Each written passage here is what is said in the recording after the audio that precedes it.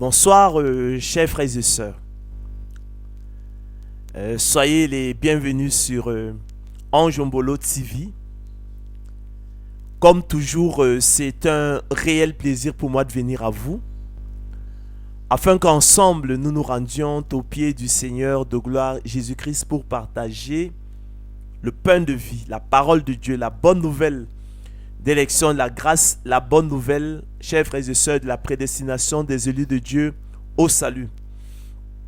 Je me lasse point, chers frères et sœurs, de vous enseigner les mêmes choses, et comme dirait l'apôtre Paul, pour vous cela est salutaire. Nous parlerons encore, chers frères et sœurs, d'élection de la grâce, nous parlerons de prédestination des élus de Dieu au salut.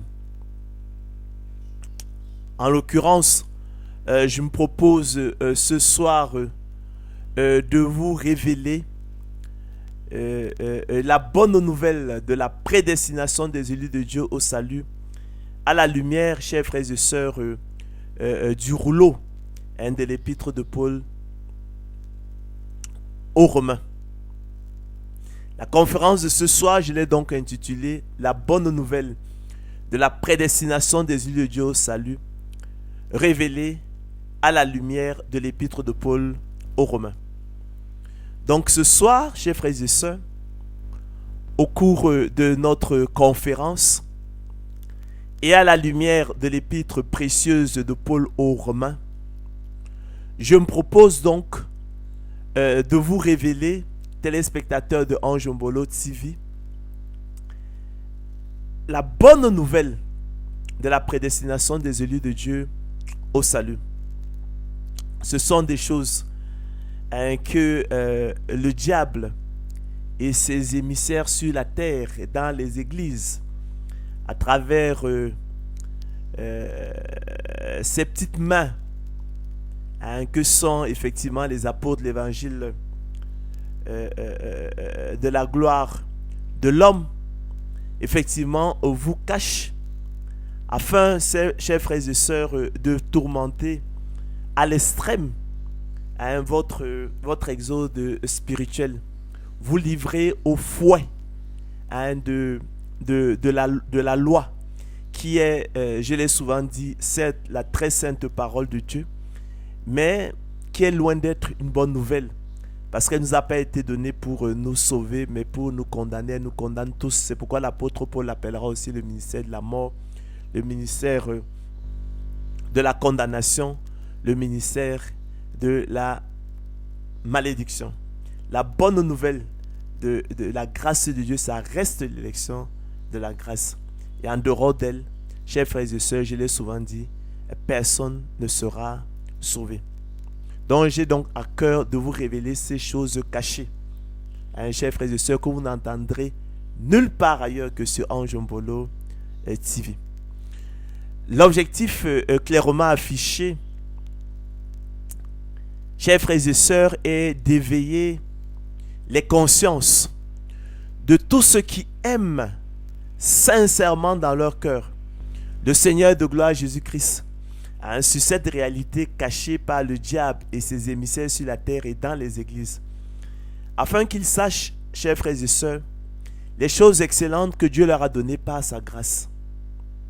Qu'elles soient pour eux, chers frères et sœurs, une consolation éternelle et une bonne espérance.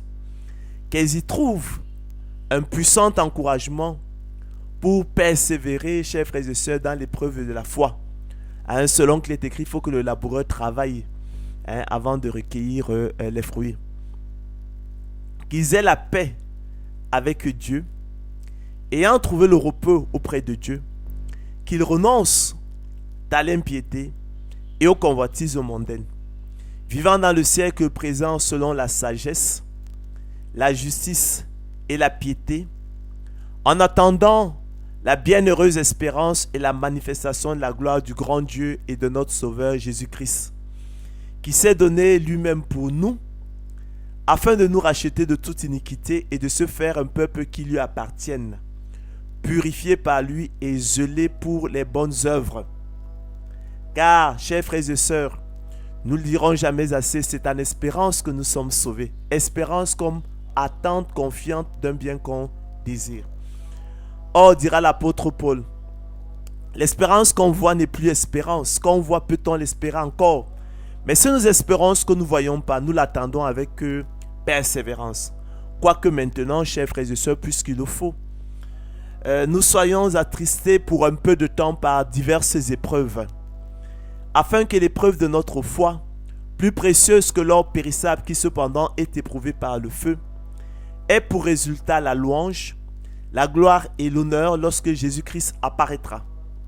Lui que nous aimons, chers frères et sœurs, sans l'avoir vu, en qui nous croyons sans le voir encore, nous réjouissons d'une joie ineffable et glorieuse, parce que nous obtiendrons le salut de nos âmes pour prix de notre persévérance. Selon qu'il est écrit, il faut que le laboureur travaille avant de recueillir les fruits. Chers frères et sœurs, téléspectateurs de Ange Ombolo TV, je vous entretiendrai donc, vous l'avez compris, de choses célestes, comme dirait le Seigneur Jésus-Christ, pour reprendre ces éléments de langage dans son entretien avec Nicodème. Ces choses, chers frères et sœurs, que l'œil n'a point vues, que l'oreille n'a point entendues, et qui ne sont point montées au cœur de l'homme.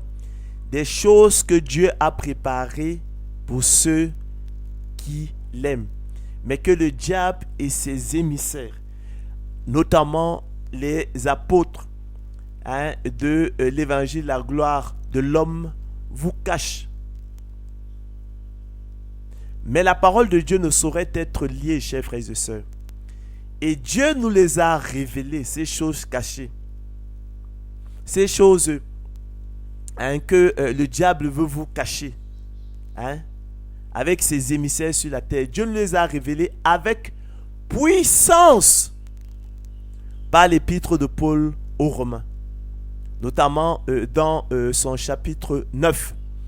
Selon qu'il est écrit. Et je vais donc vous inviter, chers frères et sœurs, à ouvrir vos Bibles dans le Nouveau Testament, l'épître de Paul aux Romains, et nous allons lire le chapitre 9 du verset 1, chers frères et sœurs, au verset 26, selon qu'il est écrit. Soyez attentifs, chers frères et sœurs, on va d'abord lire effectivement le texte, et puis nous allons le commenter un verset effectivement par verset. Alors, selon qu'il est écrit, je dis la vérité en Christ, écrit l'apôtre Paul aux Romains, je ne mens point, ma conscience m'en rend témoignage par le Saint-Esprit, écrit-il. J'éprouve une grande tristesse, dit-il, et j'ai dans le cœur un chagrin continuel, car je voudrais moi-même être anathème et séparé de Christ pour mes frères, dit-il.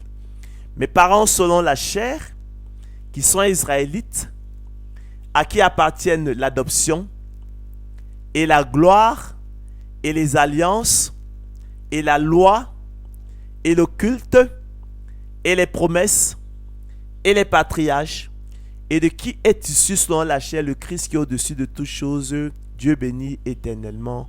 Amen. Ce n'est point à dire, poursuit-il, que la parole de Dieu soit restée sans effet. Car tous ceux qui descendent d'Israël, explique-t-il, ne sont pas Israël. Et pour être les enfants d'Abraham, ils ne sont pas tous sa postérité. Mais il est dit, en Isaac sera nommé pour toi une postérité. C'est-à-dire que ce ne sont pas les enfants de la chair qui sont enfants de Dieu, mais que ce sont les enfants de la promesse qui sont regardés comme la postérité. Voici en effet, dit-il, la parole de la promesse. Je reviendrai à cette même époque et Sarah aura un fils. Et de plus, poursuit-il, il en fut ainsi de Rebecca qui conçut du seul Isaac notre père. Car quoique les enfants ne fussent pas encore nés, et qu'ils n'eussent fait ni bien ni mal, afin que le dessein d'élection de Dieu subsistât, sans dépendre des œuvres, et par la seule volonté de celui qui appelle. Il fut dit à Rebecca, l'aîné sera assujetti au plus jeune, selon qu'il est écrit, j'ai aimé Jacob et j'ai haï Ésaü. Que dirons-nous donc? Y a-t-il en Dieu de l'injustice? Loin de là, répond-il.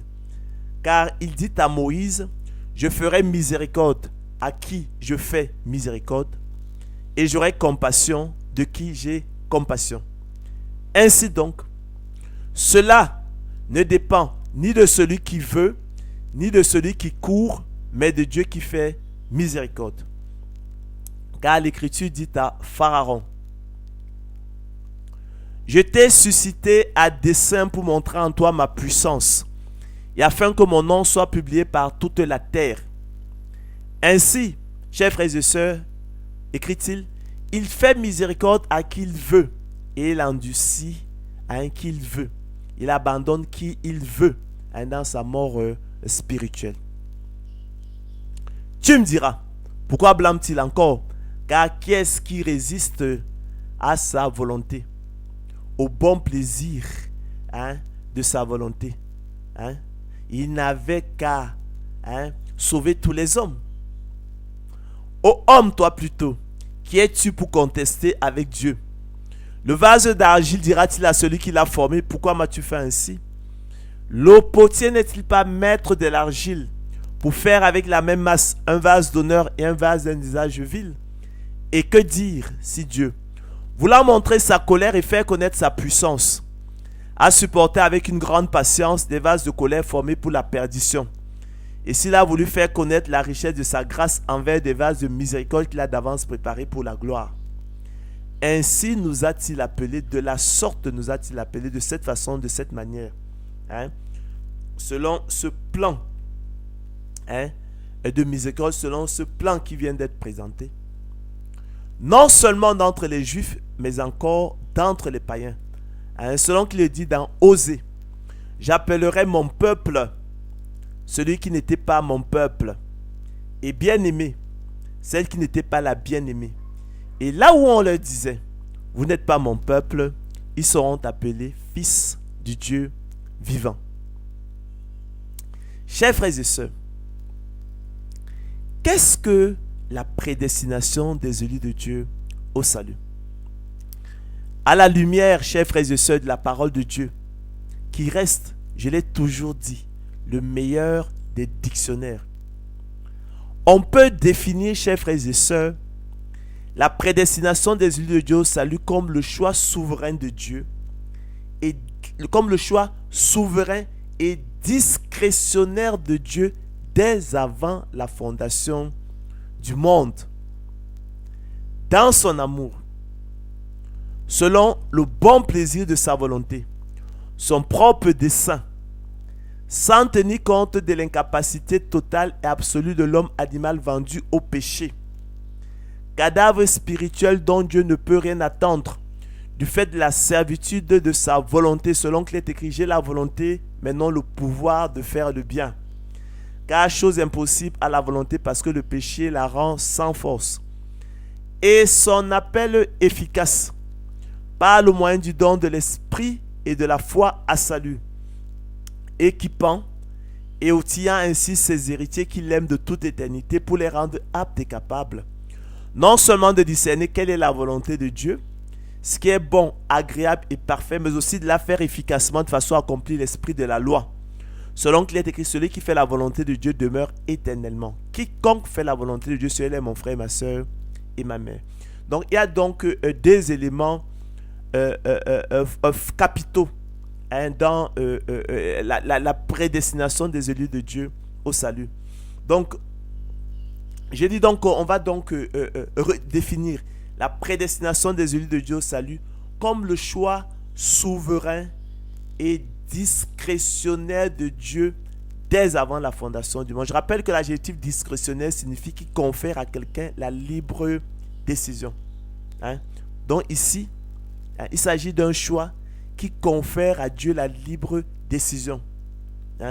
Et on verra pourquoi il en est ainsi. Pourquoi Dieu, effectivement, a la libre décision.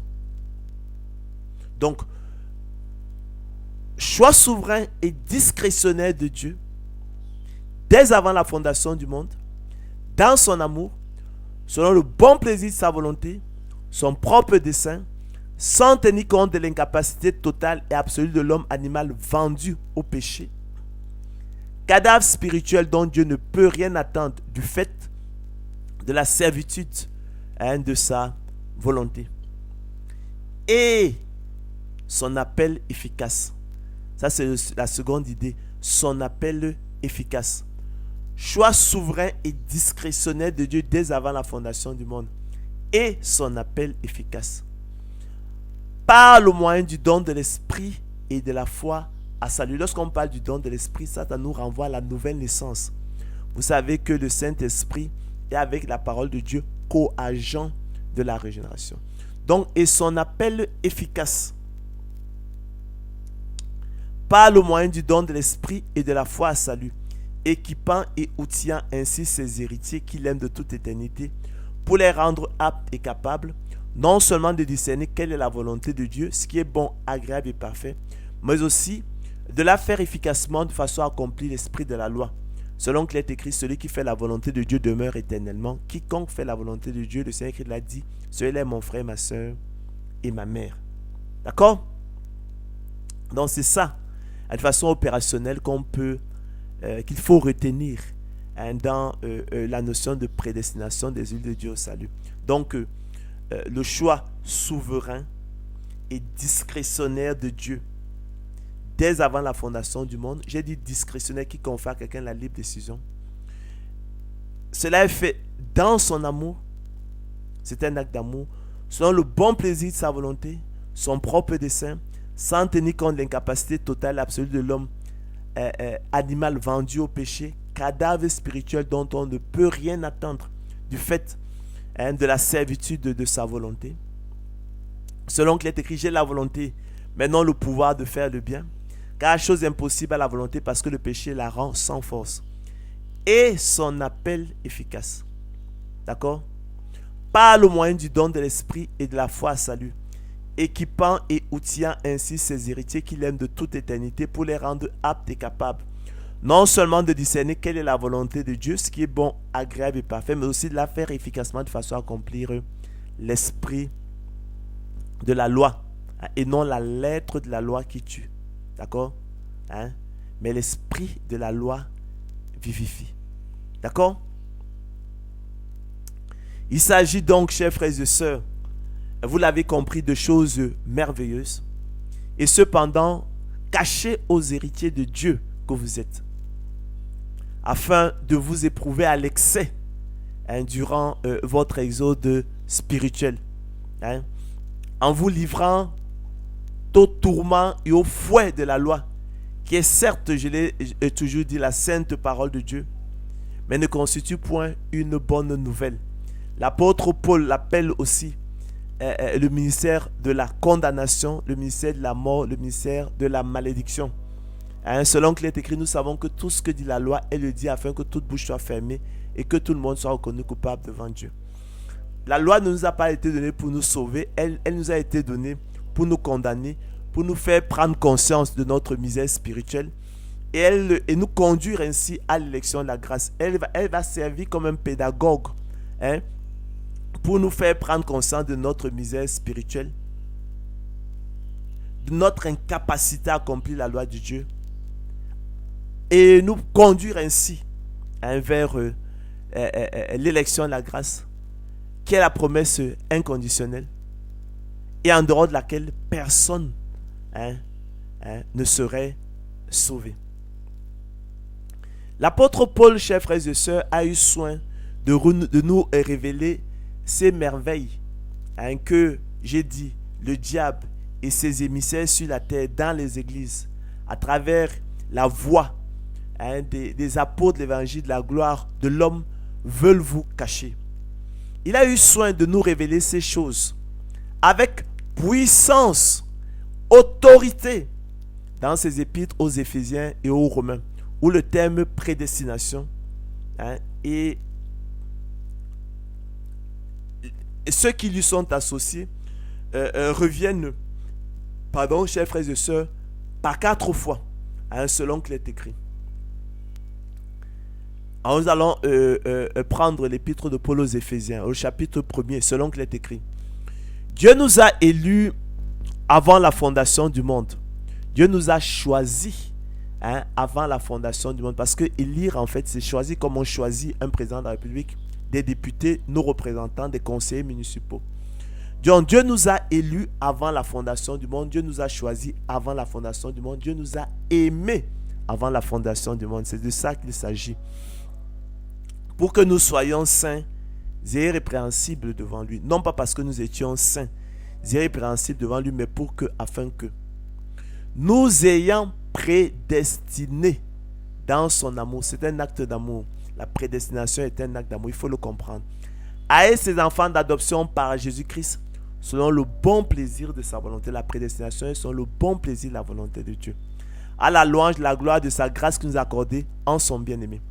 Nous sommes devenus héritiers, ayant été prédestinés, suivant la résolution de celui qui opère toutes choses d'après le conseil de sa volonté.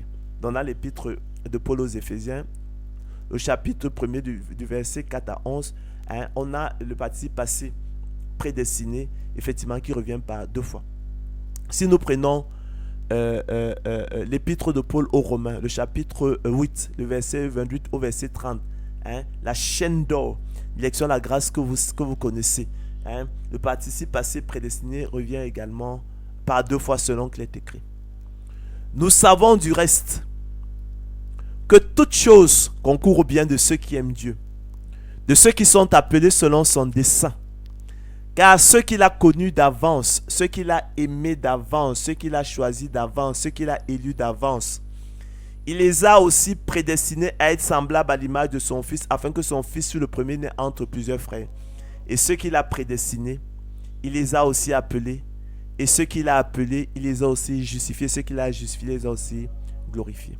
Donc ça, c'est la chaîne d'ordre, l'élection de la grâce. Et on a le terme prédestination à travers le participe passé prédestiné qui revient effectivement par 2 fois.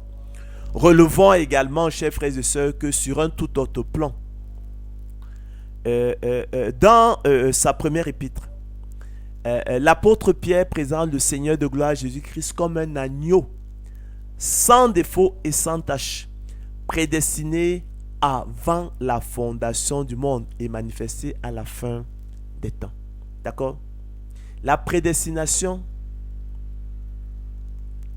est un décret divin que Dieu a signé avant la fondation du monde. La prédestination des élus de Dieu, salut chers frères et sœurs, constitue donc une réalité biblique. Il ne s'agit point d'un conte profane et absurde, mais c'est une réalité scripturaire. Il s'agit aussi, chers frères et sœurs, d'une bonne nouvelle. Et j'ai dit que c'était la bonne nouvelle. C'était le cœur même de la bonne nouvelle. La loi, quoique sainte, d'accord, n'est pas la bonne nouvelle. La bonne nouvelle, c'est la prédestination des élus de Dieu, salut, sélection, la grâce. Donc c'est une bonne nouvelle et un acte d'amour, selon qu'il est écrit. Nous sommes là dans l'épître de Paul aux Romains, Romains 8, 31 à 39, selon qu'il est écrit. Que dirons-nous donc à l'égard de ces choses, écrit l'apôtre Paul aux Romains? Si Dieu est pour nous, qui sera contre nous? Lui qui n'a point épargné son propre Fils, mais qui l'a livré pour nous tous. Comment ne nous donnera-t-il pas aussi toutes choses avec lui? Qui accusera les élus de Dieu, dit-il? C'est Dieu qui justifie. Qui les condamnera? Christ est mort, dit-il. Bien plus, il est ressuscité et il est à la droite de Dieu et il intercède pour nous. Qui nous séparera de l'amour de Christ? Sera-ce la tribulation ou l'angoisse ou la persécution ou la faim ou la nudité ou le péril ou l'épée? Selon qu'il est écrit.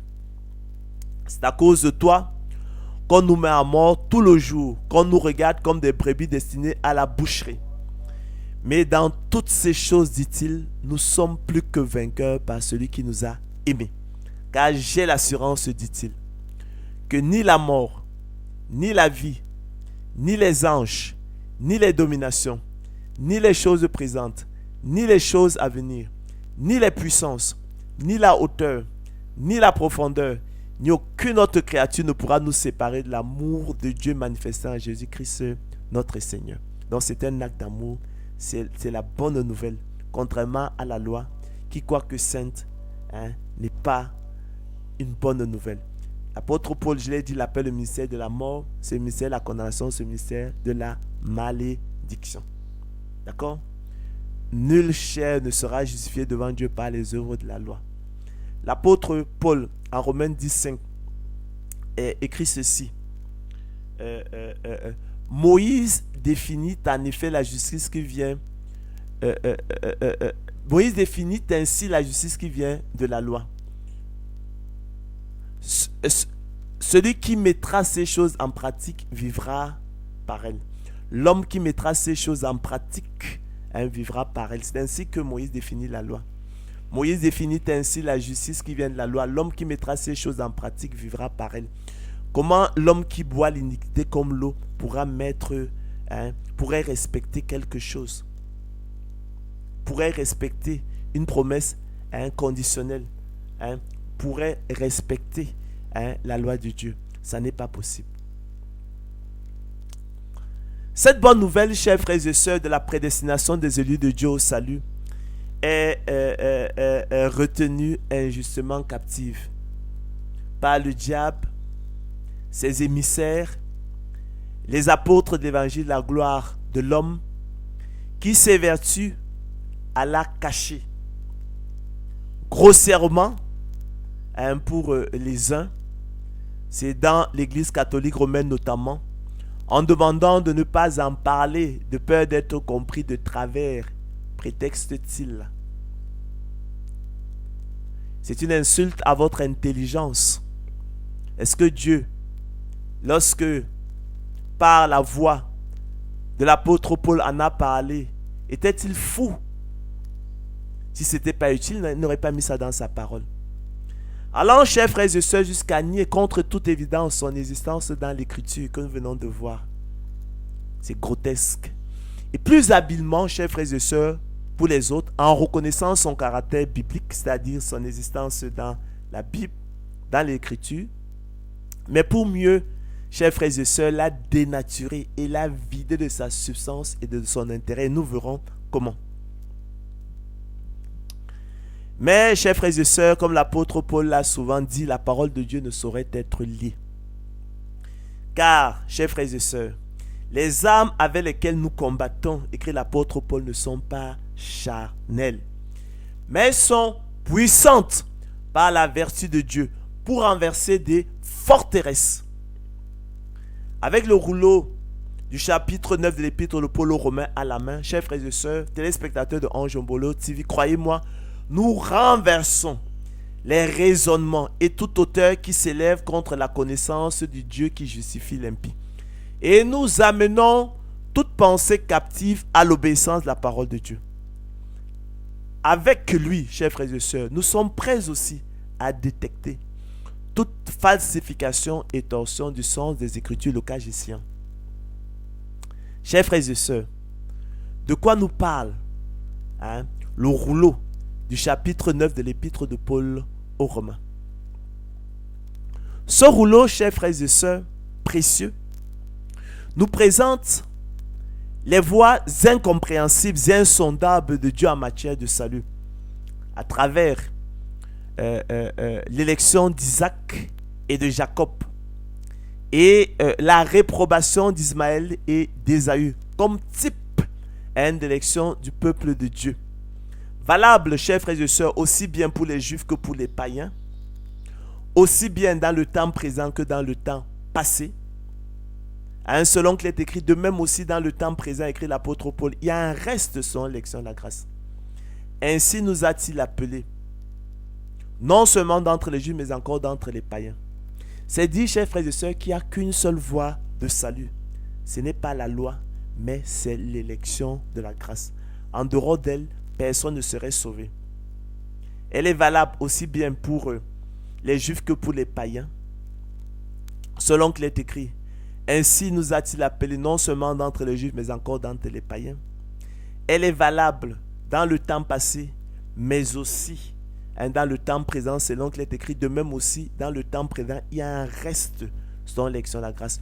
Tous les hommes sont sauvés, seront sauvés par l'élection de la grâce. Il n'y a pas un autre moyen. D'accord? Voilà. Donc la croix du Christ, le sang du Seigneur Christ a un effet rétroactif. C'est ce sang qui sauvera les élus de Dieu de l'Ancien Testament et ceux du Nouveau Testament.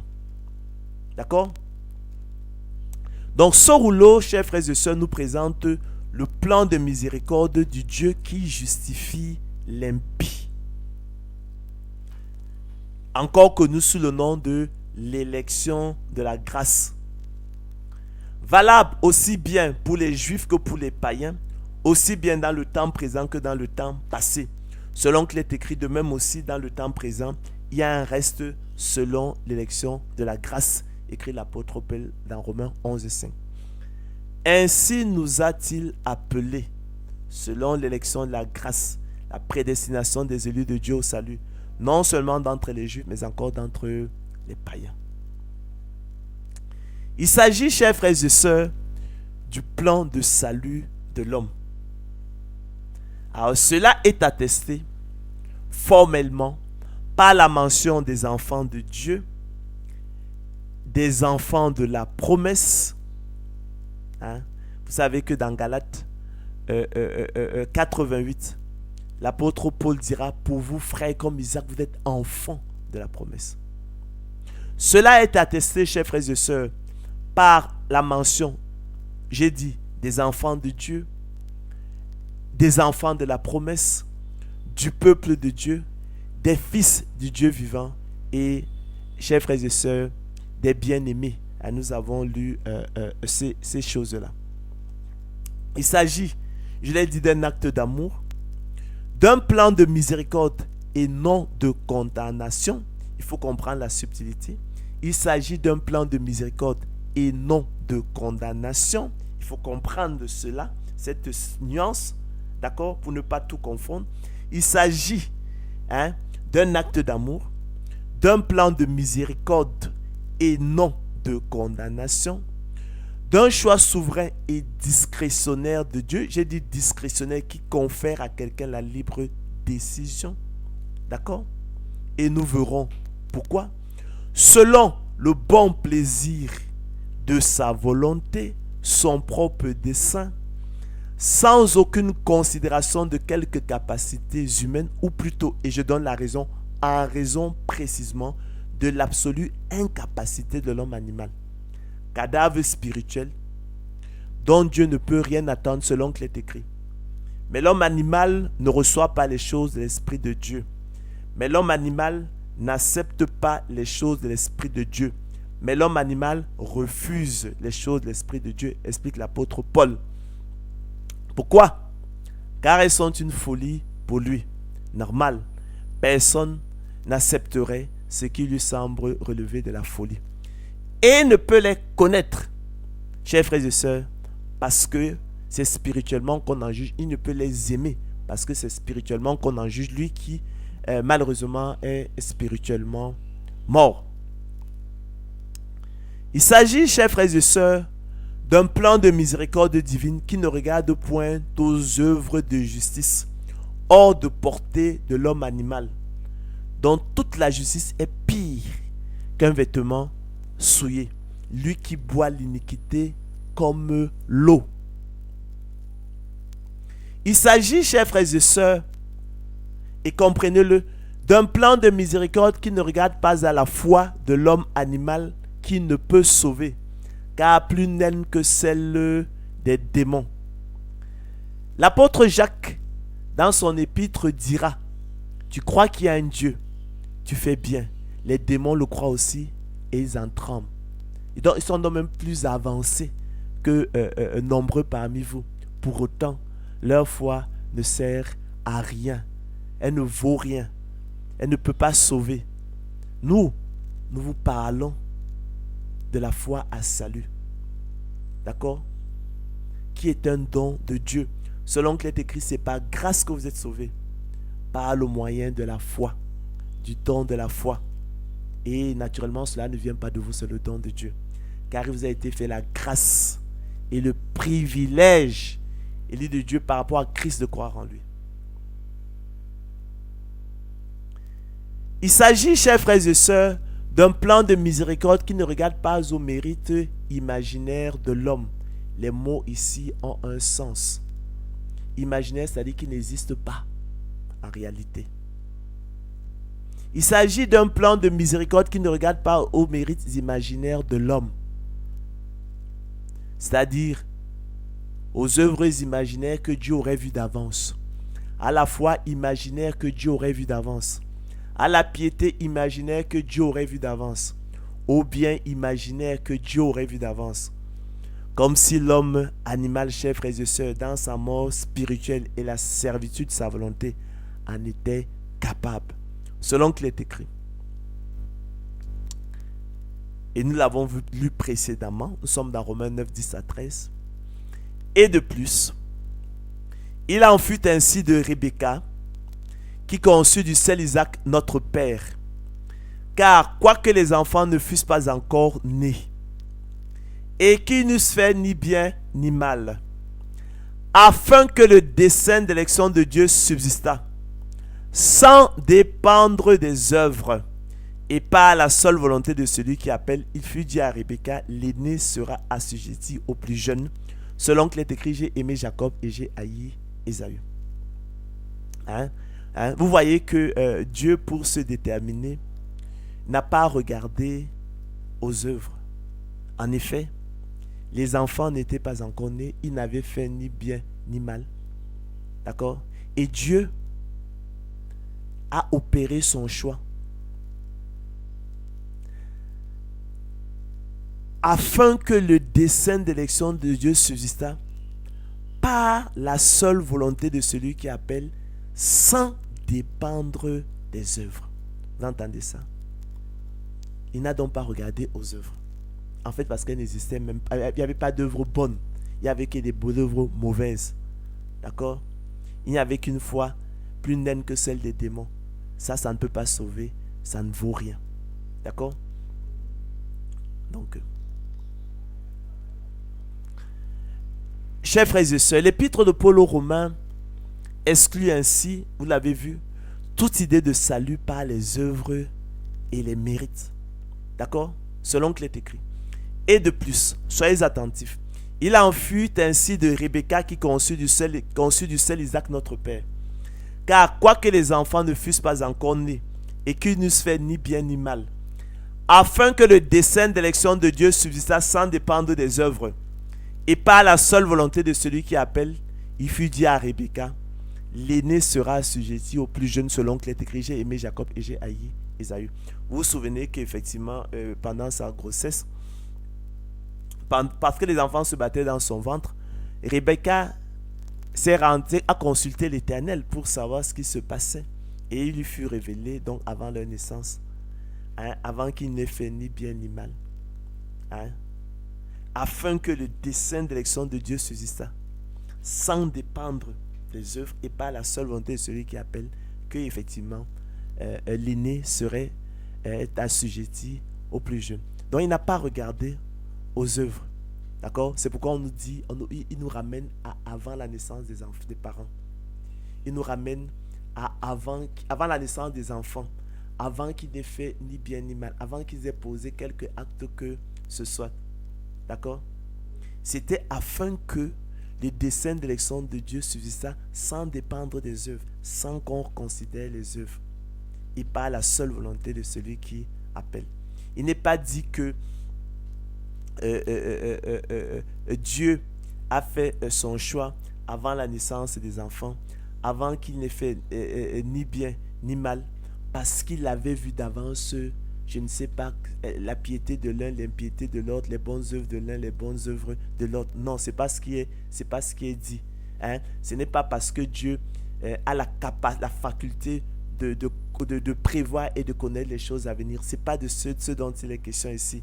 D'accord? Ici, on dit précisément qu'il a fait afin que le dessein d'élection de Dieu subsiste sans dépendre des œuvres. Donc, il n'a pas regardé aux œuvres. En fait, parce qu'elle n'existait pas. Hein? Il n'y avait aucune œuvre bonne. L'homme animal n'est capable d'aucune œuvre bonne. Lui qui est spirituellement mort. Lui qui ne reçoit pas les choses de l'Esprit de Dieu. Lui qui n'accepte pas les choses de l'Esprit de Dieu. Lui qui refuse les choses de l'Esprit de Dieu, car elles sont une folie pour lui et il ne peut les connaître, il ne peut les aimer parce que c'est spirituellement qu'on en juge. Il a fait afin que le dessein d'élection de Dieu subsista par la seule volonté de celui qui appelle. C'est ce qu'on appelle le bon plaisir. D'accord? Le bon plaisir de Dieu. D'accord? Donc, bon plaisir, volonté arbitraire, volonté arbitrairement exprimée, volonté exprimée par le seul fait qu'elle agrée à celui qui part en dehors de toute règle. Arbitraire qui dépend de la volonté, qui dépend de la seule volonté, je veux dire, n'est pas lié par l'observation de règles. Donc, qui dépend de la seule volonté, n'est pas lié par l'observation de règles. C'est comme ça qu'il faut entendre ça. Il ne faut pas l'entendre dans son sens péjoratif. Donc, arbitraire qui dépend de la seule volonté n'est pas lié par l'observation de règles. On dira aussi qui dépend du bon plaisir discrétionnaire. J'aime même mieux le mot discrétionnaire. Discrétionnaire, c'est-à-dire qui confère à quelqu'un la libre décision. Parce que nul n'est digne de Dieu, nul ne peut, n'est à la hauteur de la loi, de la promesse inconditionnelle. Dieu se réserve donc le choix, le droit de faire de son bien ce qu'il veut, de sortir qu'il veut, d'introduire qu'il veut effectivement dans son royaume, dont tous nous sommes absolument indignes. Nous reviendrons sur cela. Un peu comme effectivement cela se passe avec des pourboires. Il fait de son bien ce qu'il veut. Je vous renvoie ici à la parabole des ouvriers, lui à différentes heures. Ne m'est-il pas permis de faire de mon bien ce que je veux, vois-tu de mauvais et que je sois bon? C'est ce dont il est question.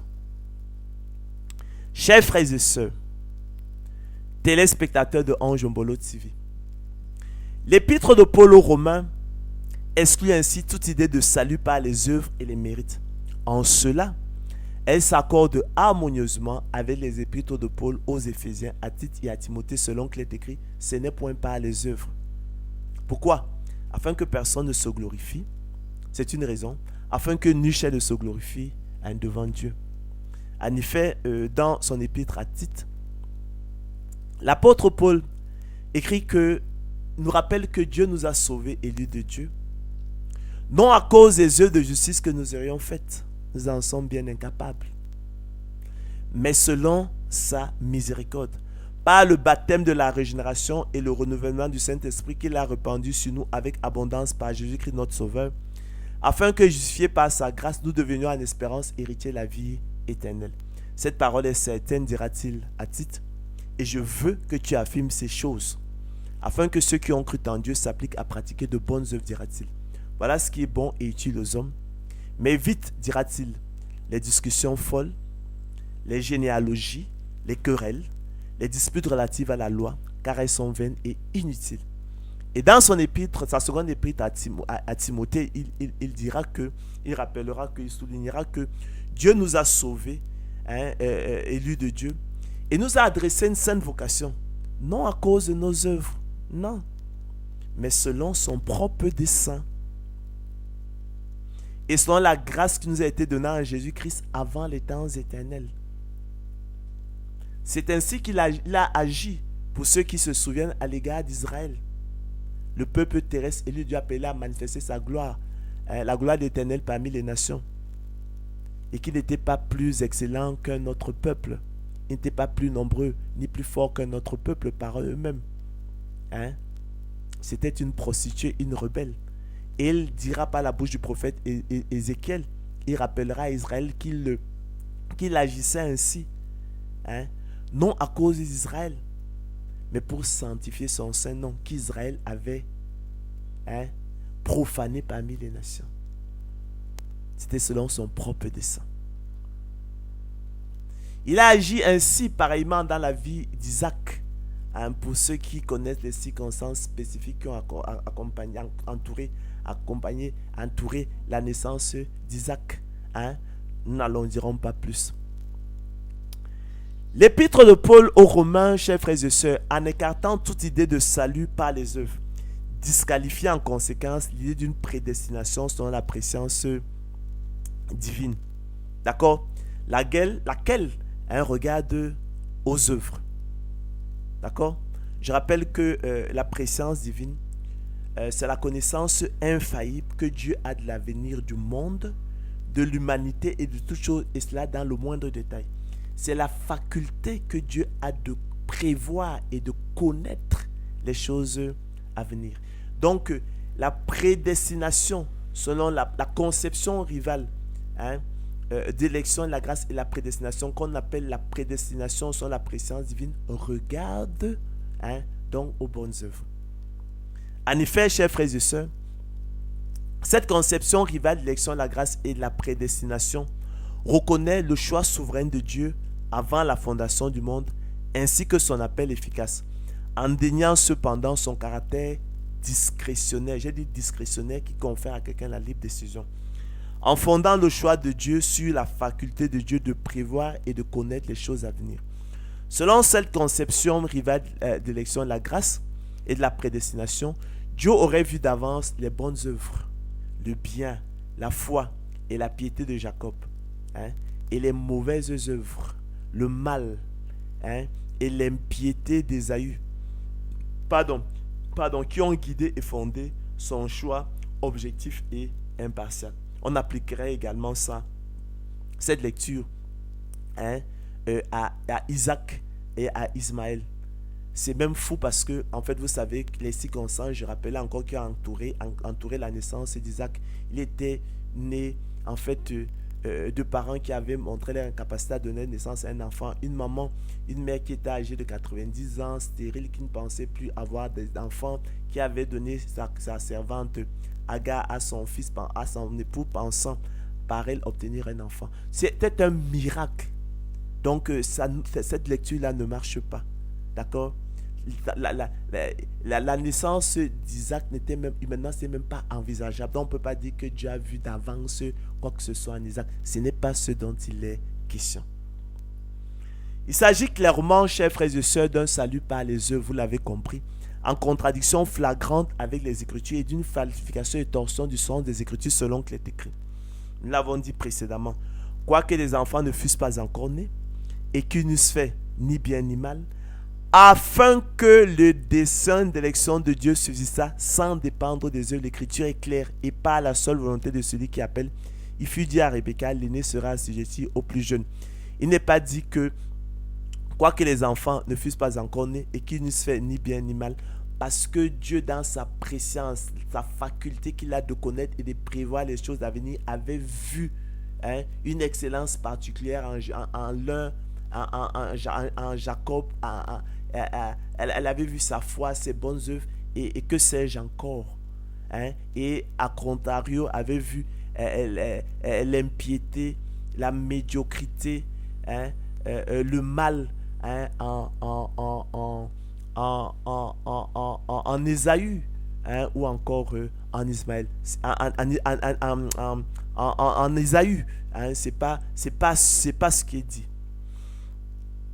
Et dans son épître aux Éphésiens, l'apôtre Paul rappelle bien que ce n'est point par les œuvres. Éphésiens 2,9. Car c'est par grâce que vous êtes sauvés, chers frères et sœurs, écrira-t-il. Or, poursuivra-t-il dans son épître aux Romains, si c'est par grâce, ce n'est plus par les œuvres. Autrement, la grâce n'est plus une grâce. Et si c'est par les œuvres, ce n'est plus une grâce. Autrement, l'œuvre n'est plus une œuvre. D'accord? J'ai dit précédemment que dans Romains 10,5, l'apôtre Paul écrit, et je cite, « Moïse définit ainsi la justice qui vient de la loi. L'homme qui mettra ces choses en pratique vivra par elle. » Celui qui mettra ces choses en pratique vivra par elle. C'est ça qu'on appelle la loi. La justice qui vient de la loi. La justice qui s'obtient par les œuvres.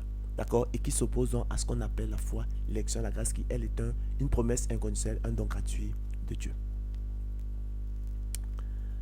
Chers frères et sœurs, la suite du chapitre 9 de l'épître de Paul aux Romains, selon qu'il est écrit, « Que dirons-nous donc? Y a-t-il en Dieu de l'injustice ?» achève la disqualification de l'idée d'une prédestination selon la préscience divine, laquelle vous l'avez compris, regarde objectivement et impartialement aux œuvres et ne saurait en conséquence appeler et convoquer un tel questionnement. En effet, chers frères et sœurs, rendu à cette étape de son argumentaire, et en ouvrant logiquement et naturellement la querelle de l'injustice du Dieu arbitraire, qui ne regarde point aux œuvres des hommes pour faire ses choix, qui ne considère pas leur mérite, ni ne tient compte ni du bien ni du mal pour se déterminer, l'apôtre Paul écarte de facto l'idée d'une prédestination sans la préscience divine, laquelle regarde, nous l'avons dit, objectivement et impartialement aux œuvres, et ne saurait à ce titre donner lieu à contestation, polémique ou querelle, pour indiquer, chers frères et sœurs, que la prédestination querellée est objet des oracles de Dieu rapportés dans son épître est selon le bon plaisir de la volonté de Dieu, perçu a priori et a contrario comme procédant de l'arbitraire et de l'injustice.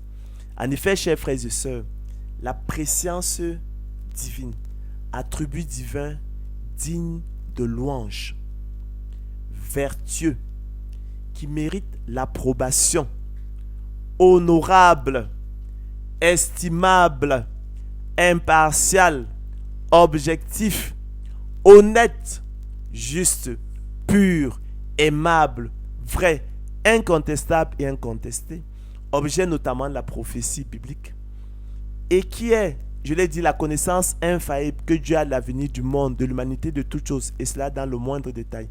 La faculté qu'a Dieu de prévoir et de connaître les choses à venir ne pourrait appeler et convoquer une telle querelle. Dieu regardant objectivement et impartialement aux choses à venir. En conséquence donc, si la question de l'injustice des voies de Dieu dans le salut se pose à ce niveau de l'argumentaire de l'apôtre Paul, nous en déduisons logiquement que c'est précisément parce que Dieu, dans cette occurrence, est accusé d'agir non selon sa préscience impartiale, objective et louable, mais plutôt de façon arbitraire, sans regarder ni tenir compte des œuvres, sans regarder ni tenir compte des mérites, sans regarder ni tenir compte du bien, sans regarder ni tenir compte du mal, selon le bon plaisir de sa volonté arbitrairement. C'est donc dire, chers frères et sœurs, que la prédestination au sens de l'apôtre Paul est selon le bon plaisir de la volonté de Dieu. Il le dira d'ailleurs dans l'épître de Paul aux Éphésiens. Cette déduction faite, chers frères et sœurs, y a-t-il de l'injustice en Dieu? Loin de là, répond l'apôtre Paul, car rappelle-t-il, l'élection de la grâce n'est pas un plan de condamnation, mais bien plutôt un plan de miséricorde, selon qu'il est écrit. Car il a dit à Moïse, je ferai miséricorde à qui je fais miséricorde, et j'aurai compassion de qui j'ai compassion. Je fais grâce à qui je fais grâce, et miséricorde à qui je fais miséricorde. Or, chers frères et sœurs, comme vous le savez, la miséricorde n'est pas un droit, et personne en conséquence ne saurait l'exiger.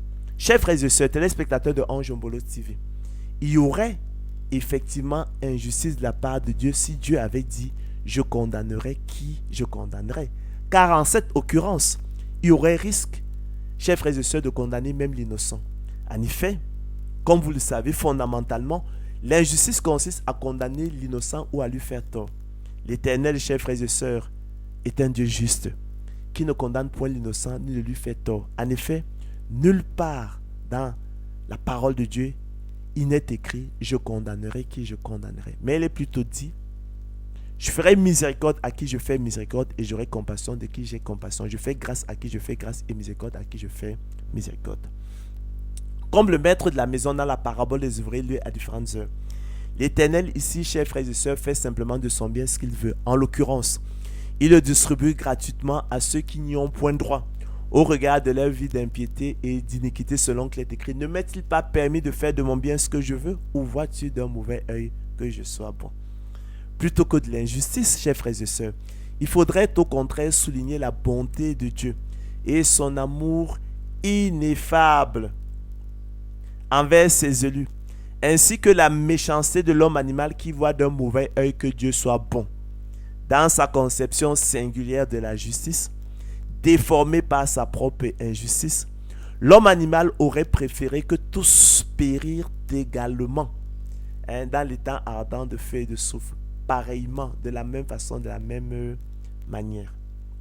Chers frères et sœurs, pour mieux illustrer cette vérité de la justice de Dieu dans l'élection de la grâce, il nous suffira de convoquer l'analogie avec les pourboires donnés à titre de gratification à des serveurs dans les cafés, restaurants, hôtels, taxis et tout ce que vous voulez. Ainsi, nous dirons que l'élection de la grâce est semblable au pourboire. Nous évoluons sur des plans différents de ceux de la justice et de l'injustice. C'est celui du bon plaisir. C'est celui du choix discrétionnaire de Dieu. Est-ce que vous croyez qu'on pourrait ouvrir le débat, faire une querelle sur la justice du client qui donne le pourboire? Il est libre d'en donner, de ne pas en donner. Ce n'est pas parce qu'il en donne aujourd'hui qu'il n'en donne pas demain qu'on le traitera d'injuste. Ce n'est pas parce qu'il en donne à l'un, il n'en donne pas à l'autre qu'on le traitera d'injuste. Ça n'a rien à voir avec la justice et l'injustice. D'accord? C'est le domaine du bon plaisir, du choix, du pouvoir discrétionnaire. Discrétionnaire qui confère à quelqu'un la libre décision. Ainsi donc, chers frères et sœurs, écrira l'apôtre Paul, cela ne dépend ni de celui qui veut, ni de celui qui court, mais de Dieu qui fait miséricorde. Car l'Écriture a dit à Pharaon, je t'ai suscité à dessein pour montrer en toi ma puissance, et afin que mon nom soit publié par toute la terre. Ainsi il fait miséricorde à qui il veut, et il endurcit qui il veut. Il fait miséricorde à qui il veut, et il abandonne qui il veut dans sa mort spirituelle. Il fait le pourboire, il donne le pourboire à qui il veut, il n'en donne pas à qui il veut. En cela, il n'y a point d'injustice. Dans la dernière partie, chers frères et sœurs, de son argumentaire, l'apôtre Paul n'essayera pas, par quelque artifice et note de propre justice, d'arrondir les angles et de diluer son message si humiliant pour la présomption de l'esprit humain, comme pour plaire aux hommes, et rendre ainsi les voies de Dieu en matière d'élection de la grâce plus compatibles, acceptables et recevables pour la vanité du cœur humain présomptueux. En effet, à aucun moment, mais alors à aucun moment, il n'invoquera, chers frères et sœurs, la préscience divine, mais bien plutôt, il va même au-delà du bon plaisir de la volonté de Dieu pour introduire la catégorie biblique du droit souverain de Dieu, que Job développa en Job 37, 23, et qu'on peut définir comme le droit du potier sur l'argile, suprême humiliation pour la présomption de l'homme selon qu'il est écrit. Tu me diras, pourquoi blâme-t-il encore? Car qu'est-ce qui résiste à sa volonté? Il n'avait donc qu'à sauver tout le monde. Ô homme, toi plutôt, qui es-tu pour contester avec Dieu? Le vase d'argile dira-t-il à celui qui l'a formé, pourquoi m'as-tu fait ainsi? Vous voyez comment vous êtes absurde en voulant contester avec Dieu. Le potier n'est-il pas maître de l'argile pour faire avec la même masse un vase d'honneur et un vase d'un usage vil? Dieu vous rappelle qu'il y a le créateur, il y a la créature. Lui, il est le créateur, vous êtes la créature. Et que dire si Dieu, voulant montrer sa colère et faire connaître sa puissance, a supporté avec une grande patience des vases de colère formés pour la perdition? Et s'il a voulu faire connaître la richesse de sa grâce envers des vases de miséricorde qu'il a d'avance préparés pour la gloire. Ainsi nous a-t-il appelés, de la sorte nous a-t-il appelés, de cette façon, de cette manière, selon le plan qui vient d'être présenté, non seulement d'entre les Juifs, mais encore d'entre les païens. Ainsi, chers frères et sœurs, l'humanité est donc divisée, sachez-le, en deux groupes d'hommes. D'une part, on a les vases de miséricorde et d'honneur. Ce sont les élus de Dieu, ses héritiers, les appelés de Dieu, les appelés que Dieu a d'avance préparés pour la gloire. Et d'autre part, les vases de colère et d'un usage vil, ce sont les réprouvés, formés pour la perdition et que Dieu a supporté avec une grande patience. Ainsi, chers frères et sœurs, la prédestination selon la préscience divine ne résiste point à l'épreuve du feu de la parole de Dieu. C'est une falsification de la parole de Dieu, disons-le clairement, et une torsion des Écritures, elle qui enseigne le salut par les œuvres. Il en est de même, chers frères et sœurs, de la prédestination salvifique universelle. Elle qui, chers frères et sœurs, en déclarant que tous sont prédestinés, tous existent sous le signe de l'amour, que personne n'est réprouvé, ni le choix souverain et discrétionnaire de Dieu dès avant la fondation du monde, ainsi que son appel efficace. Cette conception rivale de la prédestination propre à l'Église catholique romaine ne résiste pas longtemps à la chaîne d'or de l'élection de la grâce selon qu'il est écrit. Nous savons du reste que toute chose concourt au bien de ceux qui aiment Dieu, de ceux qui sont appelés selon son dessein, écrit l'apôtre Paul dans Romains 8, 28. Car ceux qu'il a connus d'avance, ceux qu'il a aimés d'avance, ceux qu'il a choisis d'avance, il les a aussi prédestinés à être semblables à l'image de son Fils, afin que son Fils, le premier-né, entre plusieurs frères. Et ceux qu'il a prédestinés, il les a aussi appelés. Ceux qu'il a appelés, il les a aussi justifiés. Ceux qu'il a justifiés, chers frères et sœurs, il les a aussi glorifiés. En effet, chers frères et sœurs, c'est le même groupe de personnes, vous l'avez compris, que Dieu a connu d'avance, prédestiné, appelé, justifié, glorifié, à savoir les élus de Dieu et personne d'autre. Or, chers frères et sœurs, si tous sont prédestinés, tous sont aussi appelés, justifiés, glorifiés. En conséquence, personne n'irait en enfer. Oui, cette conception rivale de la prédestination est contraire à l'évangile du Seigneur de gloire Jésus-Christ qui a clairement enseigné l'état ardent de feu et de soufre. C'est une hérésie. Pour achever, chers frères et sœurs, de confondre les apôtres de la prédestination salvifique universelle, il nous suffira de citer de façon non exhaustive les nombreux versets de la parole de Dieu qui mentionnent explicitement la catégorie soteriologique des élus de Dieu selon qu'il est écrit. Qui accusera les élus de Dieu? Romains 8, 33. Comme des élus de Dieu, saints et bien-aimés, revêtez-vous d'entrailles de miséricorde, de bonté, d'humilité, de douceur, de patience. Colossiens 3, 12. Pierre, apôtre de Jésus-Christ, à ceux qui sont étrangers et dispersés dans le pont, la Galatie, la Cappadoce, l'Asie, la Bithynie, et qui sont élus de Dieu le Père, par la sanctification de l'Esprit, afin qu'ils deviennent obéissants et qu'ils participent à l'aspersion du sang de Jésus-Christ. Que la grâce et la paix vous soient multipliées. 1 Pierre 1, 1, 2. Et si le Seigneur n'avait abrégé ces jours, personne ne serait sauvé. Mais il les a abrégés à cause des élus qu'il a choisis. Ils combattront contre l'agneau et l'agneau les vaincra. Parce qu'il est le Seigneur des seigneurs et le roi des rois. Et les appelés et les élus et les fidèles qui sont avec lui les vaincront aussi.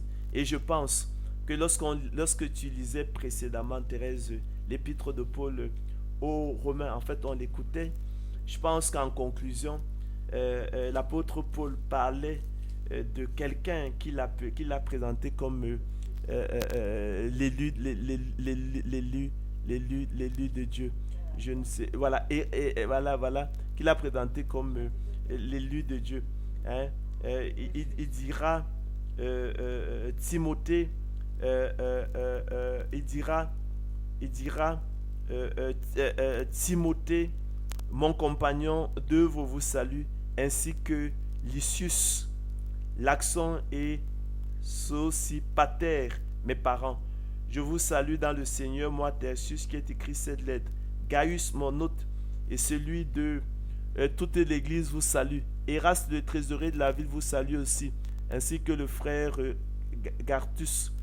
Donc c'est un peu plus loin, donc il dit patati patata, bon. Oui, j'y suis.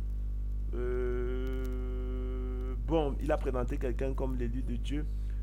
Voilà, je ne retrouve pas. Qu'importe, chers frères et sœurs, ça ne change rien fondamentalement. Donc les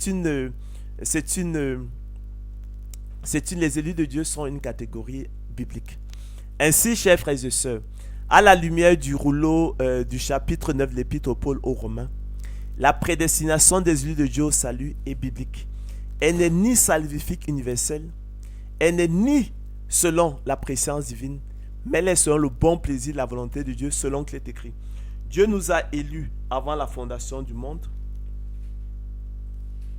pour que nous soyons saints et irrépréhensibles devant lui, non pas parce que nous étions saints et irrépréhensibles devant lui, mais afin que nous ayons prédestinés dans son amour à être ses enfants d'adoption par Jésus-Christ, dans le bon plaisir de sa volonté, à la louange de la gloire de sa grâce qu'il nous a accordée en son bien-aimé. Chers frères et sœurs, cette parole est certaine et je veux que tu affirmes ces choses, dira l'apôtre Paul à Tite, afin que ceux qui ont cru en Dieu s'appliquent à pratiquer de bonnes œuvres. Voilà ce qui est bon et utile aux hommes. Mais évite les discussions folles, dira-t-il, les généalogies, les querelles, les disputes relatives à la loi, car elles sont vaines et inutiles. Croyez, chers frères et sœurs, téléspectateurs de Ange Mbolo TV, que l'élection, la grâce est votre salut. Comme notre bien-aimé frère Paul vous l'a aussi écrit, selon la sagesse qui lui a été donnée. C'est ce qu'il fait dans toutes les lettres où il parle de ces choses, dans lesquelles il y a des points difficiles à comprendre, dont les personnes ignorantes et mal affermies tordent le sens, comme celui des autres écritures pour leur propre ruine. Chers frères et sœurs, la prédestination des élus de Dieu au salut appelle beaucoup de questionnements. Beaucoup de questionnements. D'accord? Parce qu'il s'agit de la parole de Dieu. Nous sommes là en plein dans la parole de Dieu. Il ne s'agit pas de l'évangile de prospérité et ce genre de choses. Nous sommes dans les choses célestes. Le temps me manquerait pour parler de ces points difficiles à comprendre. Nous les avons déjà évacués à d'autres occasions, dans d'autres conférences. D'ailleurs, je vous y renvoie. L'objectif ici était simplement d'éveiller votre conscience à la prédestination des yeux de Dieu au salut, à l'élection de la grâce. D'accord? En dehors de laquelle personne ne serait sauvé. Ces choses-là qu'on vous cache. Sachez que l'élection de la grâce est votre salut et en dehors d'elle, personne ne serait sauvé, selon qu'il est écrit. Et nous allons terminer, chers frères et sœurs, sur l'entretien entre le Seigneur de gloire Jésus-Christ et le jeune homme riche, selon qu'il est écrit. Et voici, un homme s'approcha et dit à Jésus, Maître, que dois-je faire de bon pour hériter la vie éternelle? Jésus-Christ lui répondit, pourquoi m'interroges-tu sur ce qui est bon? Un seul est bon. Si tu veux entrer dans la vie, observe les commandements. Lesquels lui dit-il? Et Jésus répondit, tu ne tueras point, tu ne commettras point d'adultère, tu ne déroberas point, tu ne diras point de faux témoignages, honore ton père et ta mère et tu honoreras ton prochain comme toi-même. Le jeune homme lui dit, j'ai observé toutes ces choses, que me manque-t-il encore? Jésus lui dit, si tu veux être parfait, va, vends ce que tu possèdes et donne-le aux pauvres et tu auras un trésor dans le ciel. En vendant tout ce qu'il possédait, il prouvait qu'il n'avait que Dieu dans son cœur. Il n'avait pas d'idole, selon qu'il est écrit, là où est ton trésor, là aussi sera ton cœur. Mais il n'a pas réussi à cette épreuve. Puis viens et suis-moi. Après avoir entendu ces paroles, le jeune homme s'en alla tout triste. Le Seigneur dit que c'est parce qu'il avait de grands biens. Jésus dit alors à ses disciples, je vous le dis en vérité, un riche entrera difficilement dans le royaume des cieux. Je vous le dis encore, il est plus facile à un chameau de passer par le trou d'une aiguille qu'à un riche d'entrer dans le royaume de Dieu. Les disciples, chers frères et sœurs, ayant entendu cela, furent très étonnés et dirent, qui peut donc être sauvé? La question est posée. Jésus les regarda, chers frères et sœurs, téléspectateurs de Ange Mbolo TV, et leur dit, aux hommes, cela est impossible. On vous le cache peut-être, mais sachez que le salut est inaccessible à l'homme en dehors de l'élection de la grâce. Donc aux hommes, dira le Seigneur Christ, cela est impossible, mais à Dieu tout est possible. Les disciples furent encore plus étonnés et ils se dirent les uns aux autres, et qui peut être sauvé? Jésus les regarda et dit, cela est impossible aux hommes, mais non à Dieu, car tout est possible à Dieu. Ceux qui l'écoutaient dire, et qui peut être sauvé? Jésus répondit, ce qui est impossible aux hommes est possible à Dieu. Nous sommes donc, chers frères et sœurs, parvenus au thème de notre conférence. Nous cherchions effectivement cette autre référence parmi tant d'autres à la catégorie biblique des élus de Dieu. Tu as dit c'est quoi, chapitre? Oui. Voilà, selon qu'il est écrit. Salut Rufus, écrit l'apôtre Paul, l'élu du Seigneur. C'est ridicule. C'est ridicule de venir nous parler de prédestination salvifique universelle, venir nous dire qu'il n'y a pas, que tous sont prédestinés, tous saisissent sous le signe de l'amour, personne n'est reprouvé. Venir nier comme ça le choix souverain et discrétionnaire de Dieu dès avant la fondation du monde et son appel efficace. Chers frères et sœurs, je disais que nous sommes parvenus au thème de notre conférence. J'avais à cœur effectivement de revenir sur des choses fondamentales. Parce qu'effectivement, en voulant répondre aux objections des uns et des autres, on s'éloigne parfois très loin. Alors qu'effectivement, il faut revenir peut-être à la parole de Dieu. Et avec la puissance du Saint-Esprit, les forteresses seront renversées. D'accord? Donc ce rouleau du chapitre 9 de l'épître de Paul aux Romains révèle avec puissance la bonne nouvelle, la grâce de Dieu. Croyez donc que la prédestination des yeux de Dieu est votre salut. Que l'honneur, la gloire, les acclamations reviennent au Seigneur de gloire Jésus-Christ seul. Bonne soirée, chers frères et sœurs. À la prochaine sur Ange Mbolo TV, s'il plaît, au Seigneur de gloire Jésus-Christ.